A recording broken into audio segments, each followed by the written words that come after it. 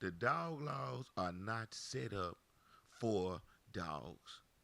You know why I realized that? Because my dog died. And when I took my dog to the vet, I didn't have the money that they wanted. Now, this is the thing before people try to judge me. In the middle of me getting my dog insurance one time, I had the dog hospital that she got her shots in, which is in another state. I couldn't figure out the name. So it stopped me from putting dog insurance on my dog. But that still doesn't mean I'm not a good dog person and I don't love my dog. Because a lot of y'all don't give a fuck about y'all dog. I love my dog. Before I get to this heartbreaking story, uh, because my dog is no longer here, I want to talk about the judicial and the health system of the motherfucking country for dogs. And this is the reason why. When Michael Vick was dog fighting, and every time somebody fight a dog or something like that, and I agree, that is vicious. But they will crack down and give people time for people that are fighting dogs. But did you know if your dog is about to die, is very sick, if you don't have the money when you get to the vet, they don't give a fuck. That's what fucked me up. They can deny service to my fucking dog. And guess what? Whoever you are that poison my dog, karma gonna get your ass. Because you know why? Dogs are like babies. They don't ask to come here. They're innocent. They're the most precious things on this planet. A dog and a child is so innocent and pure. The loyalty that they have for you is unconditional. You can do no wrong in a dog eye. Even people that be abusing a dog, a lot of times the dog still be loving them. Now, let me speaking on that. This is what they tried to tell me at the veterinarian. I told them that I had some hundreds. They wanted 16 to 1800 just for me to be able to leave my dog. Yes, they said a minimum of 16 to 1800 for them to leave my dog and to start working on my dog. Which my dog was having seizures, but she was still breathing heavy. She was still responsive, and she was whining in pain and listening to my voice. And I'm like, damn, really? And I was to the point that I was like, if y'all would just save my baby life, y'all can keep my dog. At least she can go on and live a happy life because she's a great dog. They weren't hearing that shit. You know what them evil people at the vet told me? That they can euthanize her. The hospital say, oh, just let them die. They ain't got no money. Man, I can't get over that. I never will be able to get over that. But I know my dog gone to a better place. But it's just fucked up that we live in a country where people love to go vote and they want to act so much like they care about animal rights. But this is one law that nobody has ever talked about. And until I encountered this situation, it never applied to me because I really didn't know that. I thought that if your dog was sick enough or injured enough or hurt and you didn't have the money, that they would automatically help your dog. When I looked up the law, it said that a dog is considered a person's personal. Imagine it. Oh, so now a dog is a fucking personal property when you don't have the money to pay. But if somebody see you with a belt whooping your dog, you ain't even killing it, just whooping it. They can call up. I don't want to get into how she got poisoned. It don't even matter. Some evil motherfucker poisoned her. Okay, moving on now that I done got that out the way because it was hard for me. But I'm going to the top of life in memory of my dog. My dog that cared about me no matter what. Didn't give a fuck if I had money or had. And Mano, and they all on the podcast talking, and Mano spoke on a hair piece, and I was like, damn, wearing a hair piece? See, that's when you know a nigga don't want to ever not look cool until he die. And I'm cool with that. I don't knock nobody. But look, check this out. My hair thinning right here. Y'all can see that? I'm not hiding this shit. I'm a sexy young man. Middle age. One day will be an old man. And when it's time for me to have bald spots. Now, I ain't gonna lie, I probably can't do the bald spots. Man, when you get a bald spot, it's time to do probably something a little.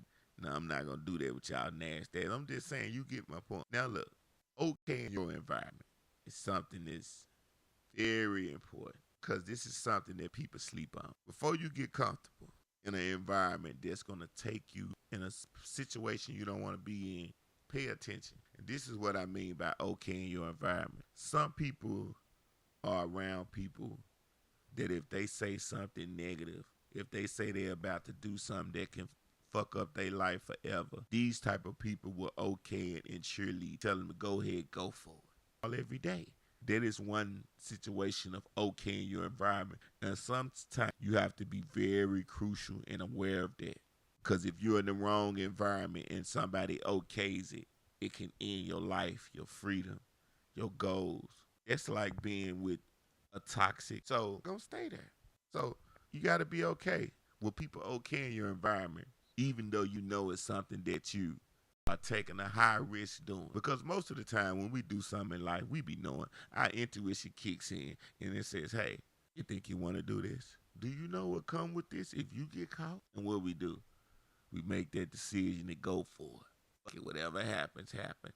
But a lot of situations in life, if you move like that in that particular situation, you will end it all. Some things in life, you can take a calculated risk. You can take a percentage chance.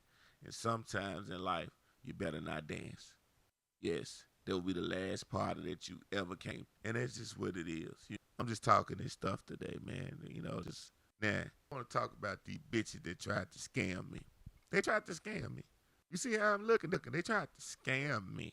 Almost got me too. And I ain't no damn fool that fall for scams. I haven't ever been scammed in life legally. Now, I got scammed on the streets one time when I was 14. Yeah, I'm at the shopping mall, got a little money in my pocket. I see a grown dude over in the corner. He whispering, get me over there in the corner and sell me the fakest gold chain that I got all my money. But that was the last time I got scammed. So with this scam that was attempted on me, they tried to take my Facebook.